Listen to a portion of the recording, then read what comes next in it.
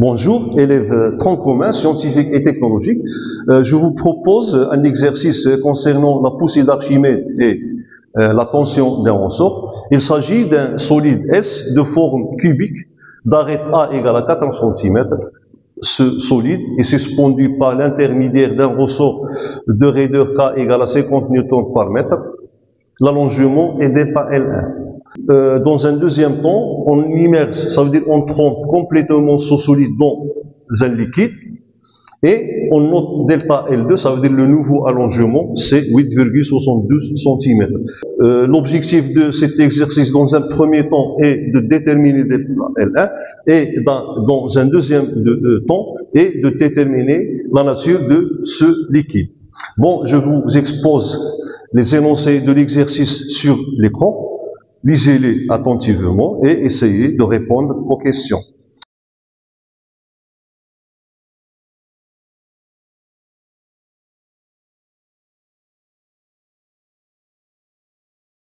Bon, moi, je vais traiter avec vous question par question. Commençons par la question numéro 1. En étudiant l'équilibre de la masse, ça veut dire du corps S, déterminer l'allongement delta L1. Ok. Donc pour cela, donc on doit faire le bilan des forces, ça veut dire l'inventaire des forces. Ok. Donc premièrement, donc soit on dit que on précise le système S, puis on fait le bilan des forces, ou bien on écrit directement que S est en équilibre sous l'action de deux points.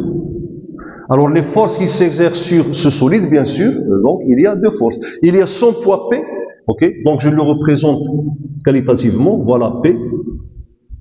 Et la deuxième force, c'est la tension du ressort, voilà T.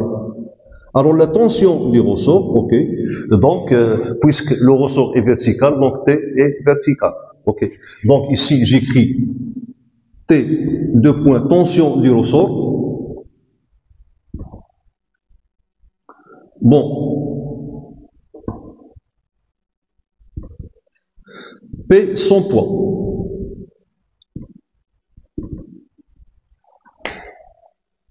Alors d'après la relation d'équilibre ou bien les conditions d'équilibre, on a la somme vectorielle des forces égale à 0. Ça veut dire que P plus R, ou bien, pardon. Alors, la somme vectorielle de ces deux forces est nulle. Ça veut dire que T plus P égale à vecteur nul. Ok? Donc, les deux forces ont même intensité, même ligne d'action et sens opposé. Alors nous, on s'intéresse uniquement à l'intensité. Ça veut dire que l'intensité de T égale à P. Voilà. Alors donc, on calcule P à partir de la masse et de G. Et T, donc on sait que la tension d'un ressort est proportionnelle à son allongement. Lorsque le ressort est en équilibre, alors sa tension est proportionnelle à son allongement. Donc on a, ou bien on sait que T égale à K fois delta L1. Et P égale à M fois G. Donc ça veut dire quoi? Ça veut dire que K delta L1 égale à M fois G. Donc tout de suite on en déduit que delta L1 égale à Mg sur K. Voilà. Ok. Alors lorsqu'on fait une application numérique, donc on trouve le résultat en mètres. Ok. Parce que ces grandeurs, la masse G et K sont, leur unité doit être dans le système international d'unités. Donc tout calcul fait, delta L1 égale. Bon, la deuxième partie de l'exercice, donc on trempe complètement S dans ce liquide. Alors la première question, on doit donner le bilan des forces et on doit les représenter qualitativement, bien sûr, sans échelle, parce que a priori on ne connaît pas les intensités de toutes les forces. On connaît l'intensité de quelques forces. Ok? Donc comme toujours, donc on dit que le solide S est en équilibre sous l'action. Cette fois-ci, il y a trois forces. Il y a la force exercée par le ressort, qui est la tension du ressort. Il y a le poids du solide. Et la troisième force, c'est la poussée d'Archimède exercée par le liquide. Alors, on écrit que S est en équilibre sous l'action de trois forces.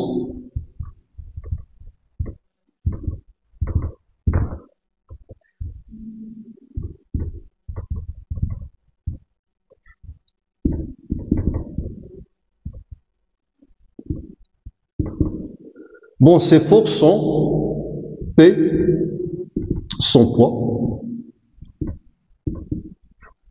La tension du ressort, donc on va noter T' parce que son intensité est différente de celle-là.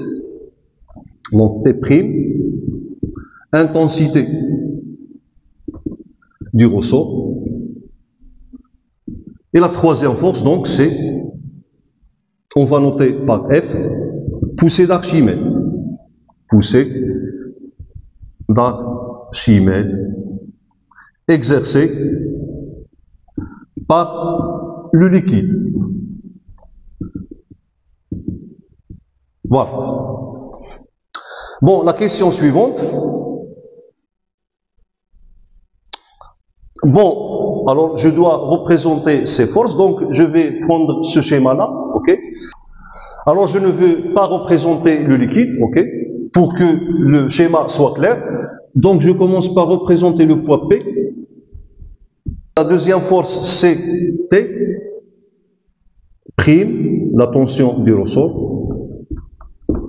Alors, je rappelle que je représente ces forces qualitativement sans avoir recours à une échelle, parce qu'on ne connaît pas l'intensité de la poussée d'Archimède. Et la troisième force, c'est la poussée d'Archimède. Alors, la poussée d'Archimède, on a prouvé qu'elle est toujours verticale. Son sens est dirigé vers le haut parce que c'est une poussée. Et son point d'application, donc je rappelle que c'est le centre de gravité de l'eau déplacée. Alors, lorsque l'eau se déplace, alors donc son volume est occupé par le solide. Ok? Donc, puisque le solide est complètement trempé dans le liquide, alors là, le point d'application de la poussée d'Archimède, c'est le centre de gravité de G. Alors, je représente la troisième force, donc à partir du centre de gravité G de S. Voilà la troisième force. Alors, c'est F. La question suivante, déterminer l'intensité FA de la poussée d'Archimède. Ok. Alors là, donc puisqu'on a S en équilibre, on écrit la relation de l'équilibre, ça veut dire la somme des forces égale à 0, et puis on fait une projection de cette relation sur un axe qu'on choisit nous-mêmes. Ok. Alors donc, je vais choisir par exemple cet axe dirigé vers le bas. Ok. C'est l'axe O, Z par exemple, et là j'ai le vecteur K. Je peux choisir l'axe dirigé vers le haut, ok? L'essentiel est qu'il soit vertical. Pourquoi vertical? Parce que les trois forces, ok, sont verticales. Alors, ici, donc, je dois dire que, donc, la question c'est S est en équilibre. Alors, la somme vectorielle des forces exercées sur ce solide est nulle. Ça veut dire que T' plus F plus P égale à 0. Voilà la relation de l'équilibre. Alors, projetons la relation que je vais noter par 1 sur l'axe OZ. Donc, vertical, verticale dirigée vers le bas. Bon, donc, alors vous voyez que T' a un sens inverse avec K. Donc lorsque je fais sa projection, alors sa projection, ça va donner moins T'. Donc moins T', la force F, même chose. Son sens est inverse à celui du sens du vecteur unitaire K. Donc sa projection sur cet axe va nous donner moins F. Et finalement P donc a même sens que l'axe OZ ou bien même sens que K. Donc sa projection va donner plus P. Donc égal à 0. Ok? Bon, donc nous on cherche F. Alors F égale à P moins T'. Ok, donc T', P égale à mg, et T' égale à K fois delta L2. Donc ainsi, F égale à mg moins K delta L2. Alors, application numérique. Donc, on trouve F égale. Bon, la question suivante. On déduit ρ, la masse volumique du liquide. Donc, pour répondre à la question, je dois exprimer la poussée d'Archimède autrement, en fonction du volume de l'eau déplacée. Donc, le volume de l'eau déplacée égal au volume du solide, parce que le solide est totalement trempé dans le liquide, ok?